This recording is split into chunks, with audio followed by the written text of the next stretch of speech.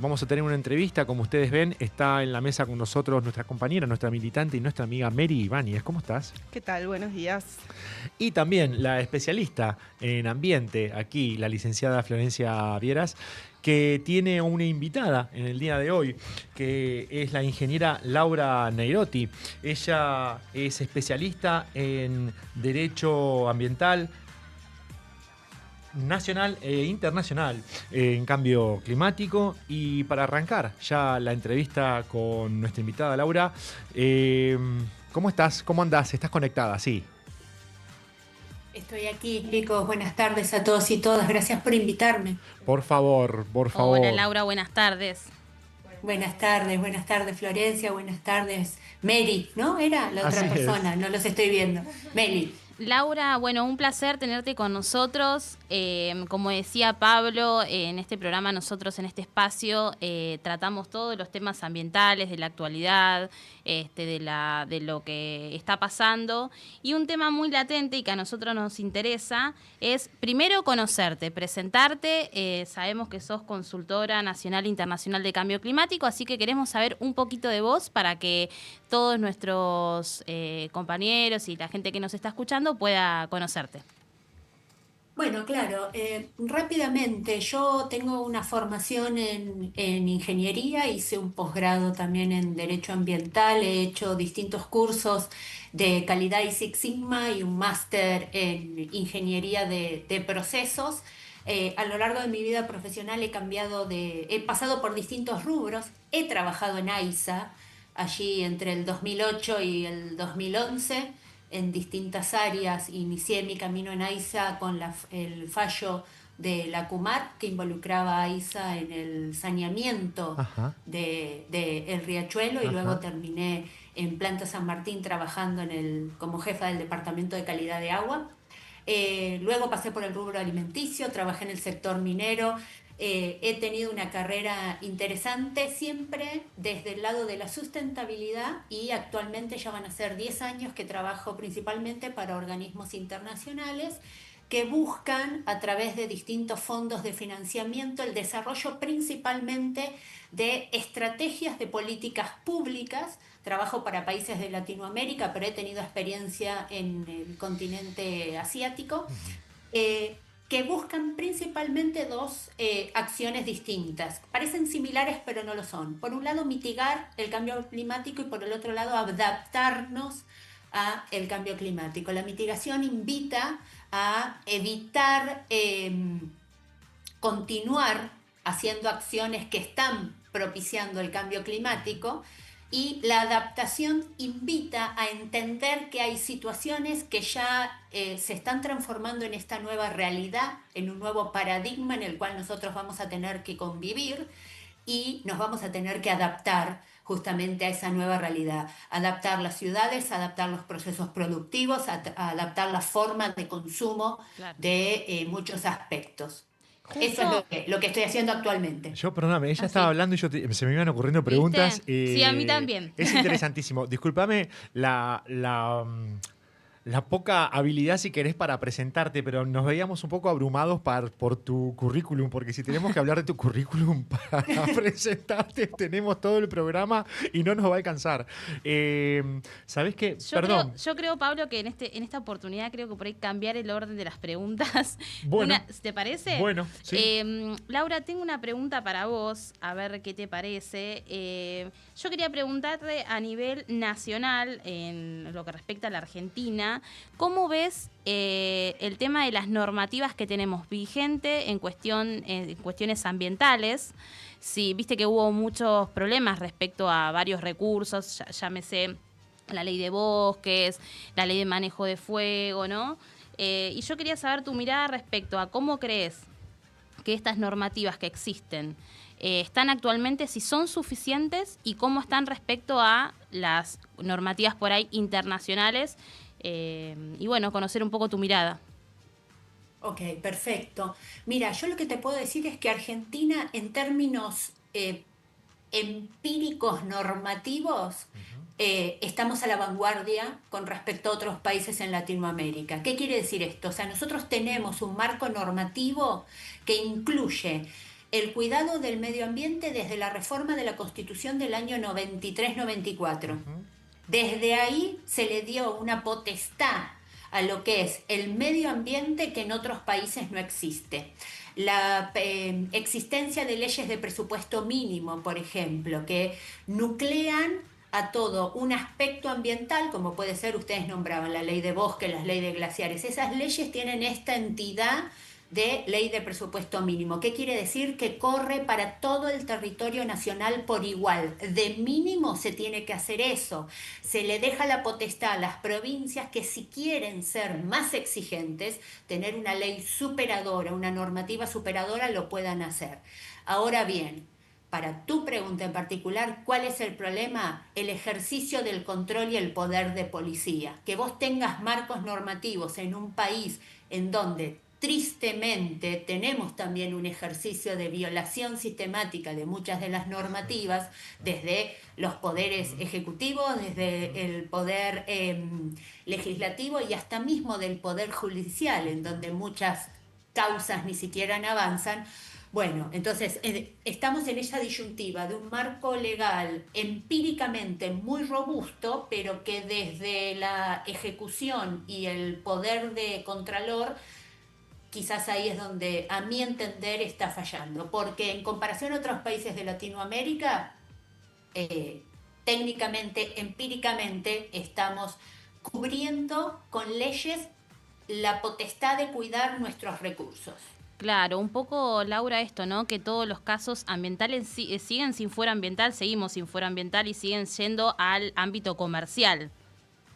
Comercial, sí, administrativo, Claro. contencioso administrativo, algunos penal, dependiendo si es que efectivamente, la situación lo amerita, pero la complejidad que tienen las cuestiones ambientales ameritan, así como hay un fuero de familia, para cuestiones puntualmente que implican otros aspectos, la articulación y las sinergias con otras ciencias.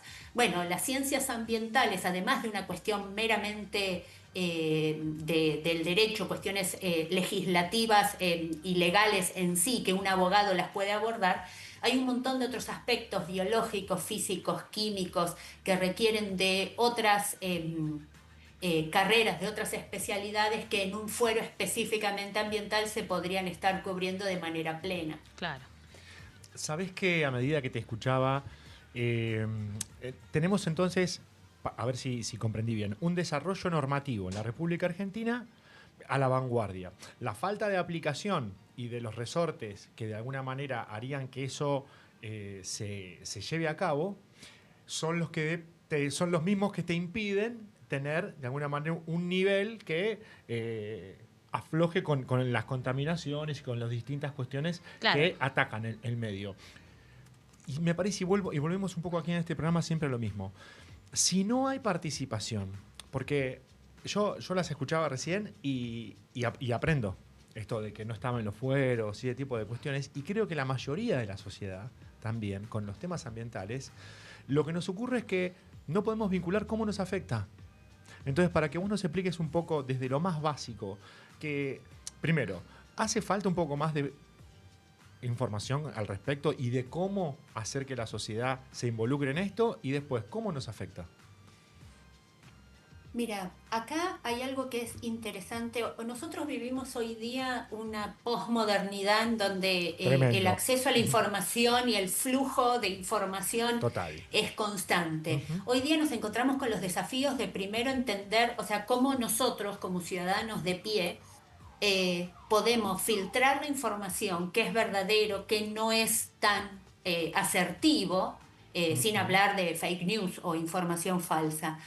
Entonces nos encontramos en ese contexto, en un contexto en donde si uno quiere puede buscar, lo que pasa que en tu búsqueda encontrás un montón de cosas, en donde uno tiene que poder discernir qué me sirve y qué no. En ese mismo contexto, las cuestiones ambientales que, como vos bien decís, parecen distantes, parecen lejanas. ¿Por qué? Porque hubo un comienzo del ambientalismo quizás ligado a ciertas causas que sí efectivamente parecían lejanas. En los 90 era salvemos a las ballenas. Por supuesto, totalmente. Las ballenas precisan de una normativa y no tienen por qué ser asesinadas o explotadas de la manera en que se estaba haciendo.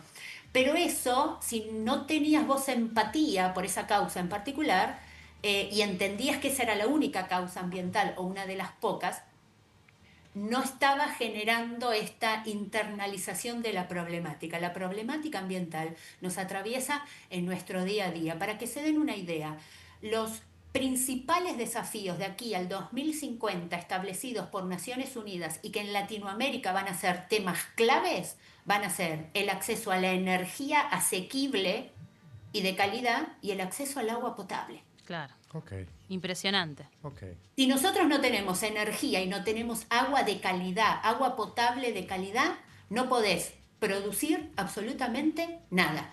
No estamos hablando de ducharte, de tener el flushing de tu inodoro en tu casa. Que también aquí estamos haciendo un montón de presunciones, los supuestos. Hay compatriotas nuestros, chicos, que no tienen agua potable. Sí, sin dudas. Totalmente.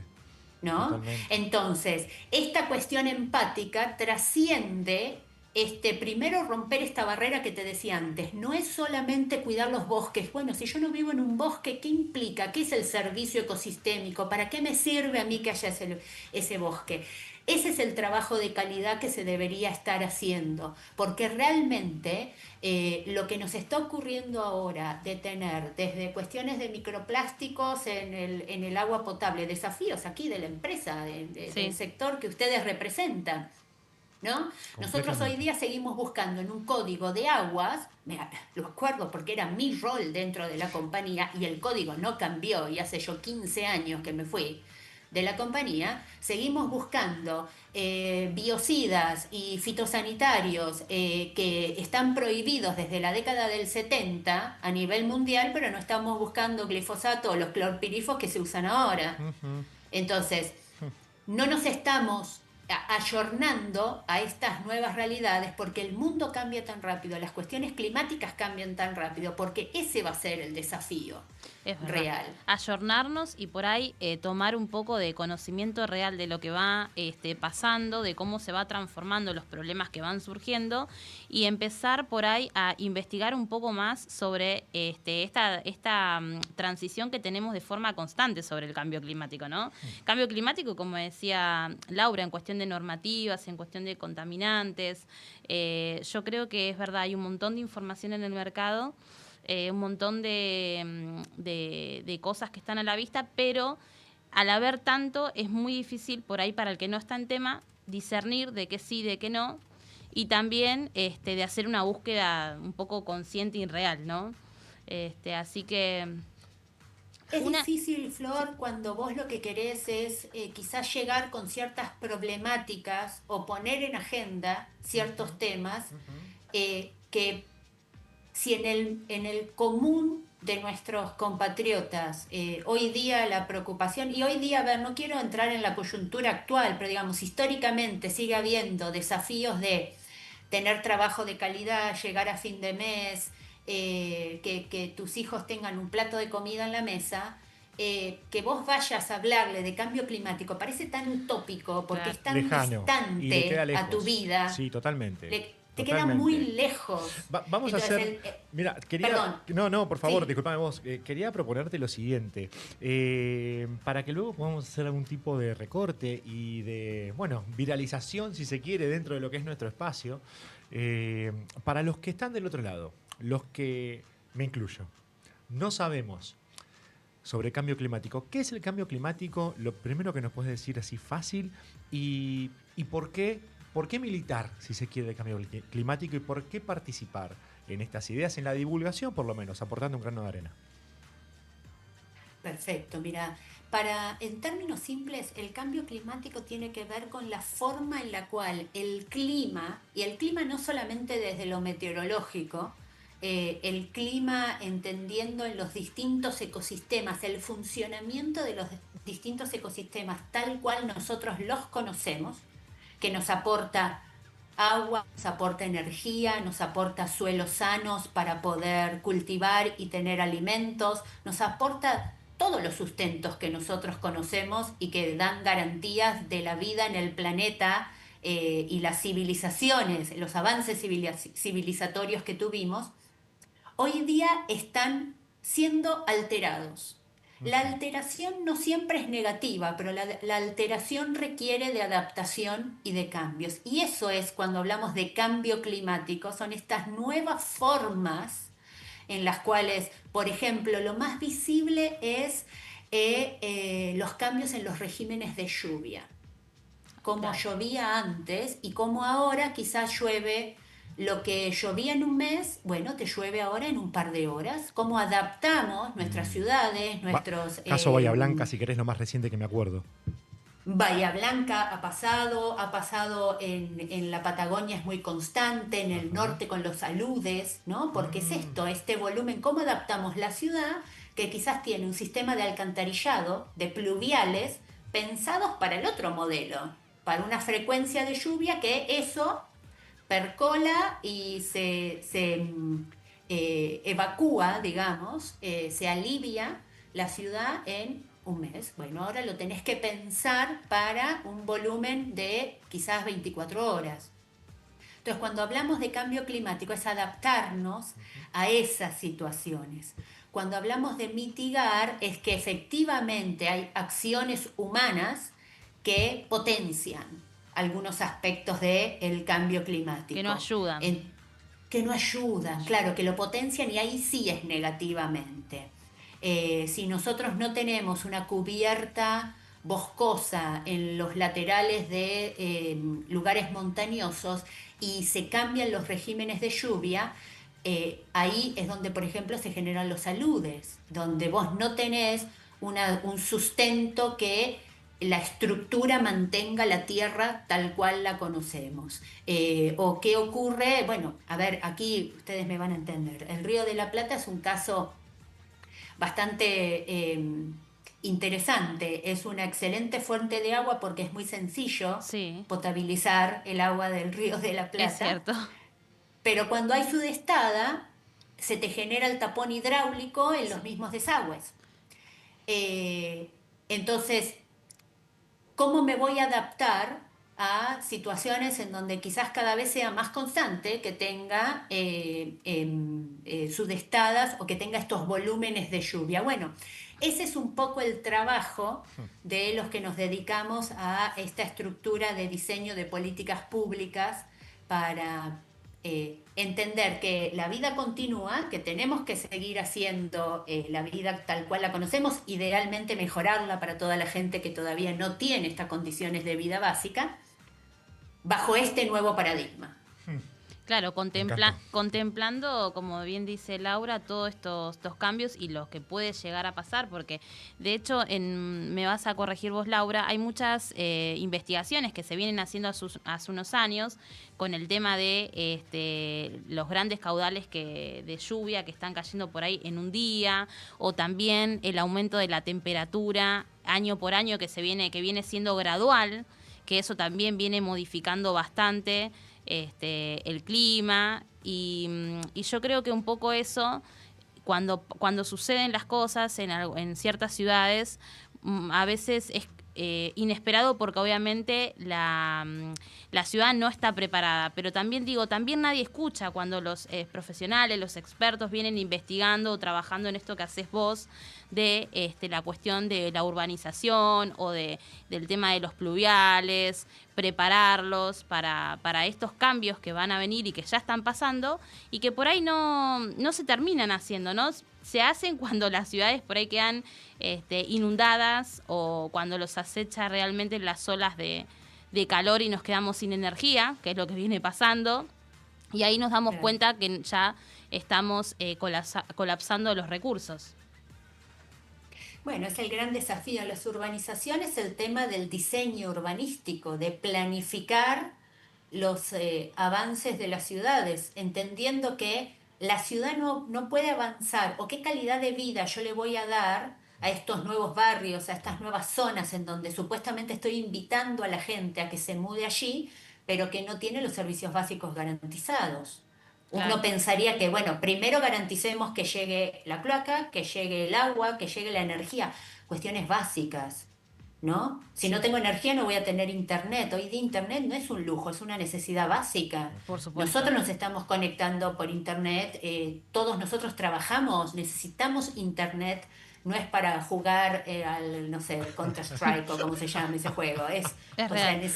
necesitas para trabajar, para estudiar, entonces ahí es donde empiezan a fallar estas cuestiones de política pública. Ni hablar en cuestiones, no solamente uno necesita agua y saneamiento, necesitas recolección de residuos, necesitas tener un ponderado de lo que sería el impacto demográfico en crecimiento, sabiendo que, bueno, una ciudad yo la diseño para que sea sostenible por lo menos los primeros 50 años, si Claro. no yo ya estoy planificando de forma totalmente ineficiente. Ujú. Sí. Bueno, en países como, no, y no solamente Argentina, acá digamos hay realmente una desidia bastante notoria en ciertos países en donde eh, problemas actuales está siempre no lo urgente y lo importante. Sí. Y Ah, bueno, totalmente, eh, totalmente. donde nosotros vivimos siempre con ciertas urgencias, Ujú. quizás principalmente en la dimensión económica, que cascadea la dimensión social. Entonces siempre no son esas como dos dimensiones que están como en un constante diálogo. Y bueno, y la parte ambiental y la articulación de lo ambiental con planificación estratégica, bueno, siempre queda un poco relegado. Perfecto. Vos sabés que aquí mencionamos en algunas oportunidades un texto que nos gusta mucho repensarlo y compartirlo, que se llama La insubordinación fundante de Marcelo Gullo, donde plantea el autor que países desarrollados como Estados Unidos, Japón, Inglaterra, China mismo, han de alguna manera dado un golpe contra las ideas predominantes y con una ayuda muy fuerte del Estado, bueno, se posicionan de una manera independiente frente a lo que conocemos como geopolítica internacional. ¿Qué te pasa cuando tenemos representantes en la República Argentina? Yo me hago cargo de mi posición, yo no los elegí. eh, También hay que hacerse cargo de que por algo llegaron, ¿no? Me hago Mm. cargo de las dos cosas, ¿no? De las dos caras de la moneda. No lo elegí, pero también sé que por muchas deficiencias de decisiones políticas también han llegado por eso. Ahora, ¿qué pasa cuando lo niegan al cambio climático? Entonces, cuando la narrativa es esto no existe y esto no nos afecta, y estamos escuchándote que, bueno, Claro. hay, Un hay poco. cuestiones científicas que sí, dicen que sí, ¿no es Un cierto? poco, Laura, lo que decía Pablo, porque hubo un momento que nosotros metimos mucho en cuestiones ambientales actuales y hubo un momento, un furor que se decía que el cambio climático era una mentira, que no Claro. existe, que los que nos dedicamos fuera de cuestiones ambientales era como una... No, vamos a hacerlo, eran vendehumo, Claro, así, los entonces, trataban así. sí, Entonces, ese era el entonces, tratamiento. por ahí, ¿qué mensaje podemos dejar respecto a esto de la realidad del cambio climático, ¿no? Como profesional y no mezclándolo a otros También, ámbitos, ¿no? también, también. Claro. Bueno, a ver, el discurso sigue, el discurso anticiencia está teniendo una penetración alarmante en muchos niveles. En Argentina quizás tiene otra índole que con respecto a lo que puede ocurrir en Estados Unidos, pero en el fondo tiene que ver un poco con eso, ¿no? Con esta idea de la ciencia no va a venir la solución estaría viniendo de otro lado, una solución a un problema que también se está negando. Claro. Claramente yo creo en el cambio climático, soy pragmática, soy científica, trabajo en esto hace muchos años, hay efectos concretos que ya están viendo. La pandemia del COVID no fue casualidad, lo que ocurre en Bahía Blanca no fue solamente desidia gubernamental o gente que no hizo caso a una alerta, eso fueron las consecuencias. Bien, La bien. consecuencia de hizo que nosotros ahora estemos con tal o cual situación. Los brotes de aftosa que están volviendo a aparecer en la Ah, Argentina son sí. consecuencia de una política pública que se tomó de dejar de hacer obligatoria cierta vacunación.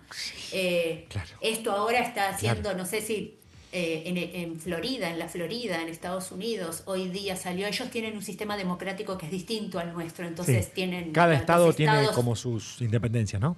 Claro, entonces funcionan como estados independientes la Florida eliminó la obligatoriedad del calendario vacunatorio para chicos, Wow, de meningitis, de sarampión. terrible. Bueno, esos son los discursos anticiencia, porque no es solamente contra el cambio climático o las cuestiones ambientales. Ahí me gustó más, claro. Claro. Es realmente un tema de esta nueva, de la posverdad, ¿no? Una Completamente. nueva ciencia normal aparentemente existe Sí, que no sabes de que dónde hace sale. que el negacionismo sea muy fuerte. Y a mí me da muchísima pena, me da miedo, porque en lugares de decisión, ¿no? De toma de decisión, se está llegando y se está avanzando con estas posturas. Claramente yo estoy en las antípodas de ese posicionamiento. Las consecuencias están a la vista, negarlo es querer tapar el sol con la mano. El desafío, en mi caso como divulgadora de estos temas, no solamente soy una profesional que trabaja de esto, me dedico a la docencia, y me gusta que me inviten a estos espacios también, porque tiene que ver con eso, con la divulgación, La divulgación. llevarlo a aspectos de una vida cotidiana sin ser alarmistas, pero que claramente la vida tal cual nosotros la conocemos no va a existir en el futuro o en la realidad de nuestros hijos o nuestros nietos. Un poco. Va a ser distinto, y en eso distinto es donde nosotros tenemos que trabajar para que incluya todo lo distinto, que no sea lo distinto solamente para un grupo que pudo tener acceso a ciertas cosas, sino que para que todos podamos estar dentro de ese nuevo mundo con estas limitaciones. Ser parte. Acá tenemos un predicador de eso, Pablo, que siempre Laura nos invita, y por eso también un poco de la entrevista,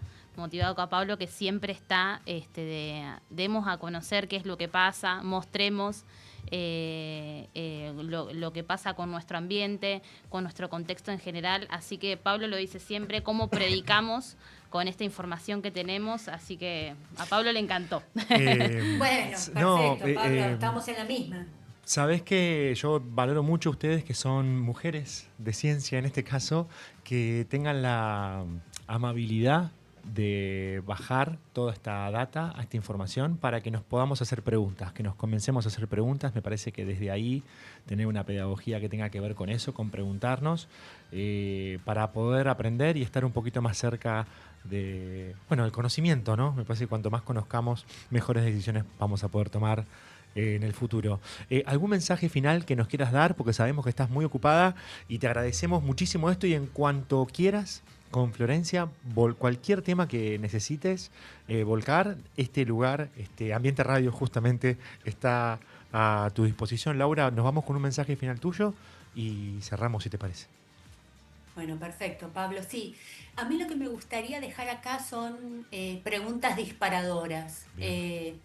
Esta idea de los desafíos para adelante. El desafío es algo que deberíamos poder surcar. Me gusta. Y si estamos con las herramientas necesarias desde la ciencia, desde las ciencias políticas, desde las ciencias ambientales, desde las ciencias biológicas, porque somos un crisol, somos multiexistencia, somos transdisciplinarios, necesitamos de un montón de ciencias distintas para solucionar este problema complejo. La complejidad de las incertidumbres actuales en términos ambientales y de acción climática hacen que la solución también sea compleja. No es imposible, pero sí necesitamos primero empezar a interiorizarnos.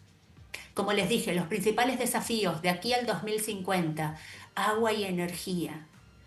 ¿Qué sería de nuestra vida sin eso?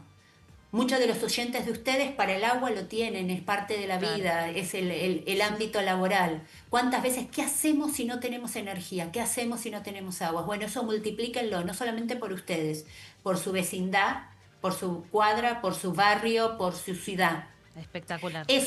Esos son los principales desafíos. Es posible, necesitamos seguir avanzando en esto. La ciencia brinda muchas veces soluciones, a veces es también un poco la que genera los problemas, pero bueno, estamos aquí para seguir adelante en este camino, en donde la ciencia tiene que ser en pos de buscar la solución para los problemas actuales. Y las ciencias climáticas, junto con otras ramas, están apostando a eso. Buenísimo, me encantó. Pasó por Mundo Sanitarista la ingeniera Laura Neirotti y vamos a un tema y luego vamos con los mensajes. Gracias, Laura. Y por supuesto agradeciéndote y bueno, te esperamos nuevamente porque nos encantó. Gracias, chicos, que sigan muy bien.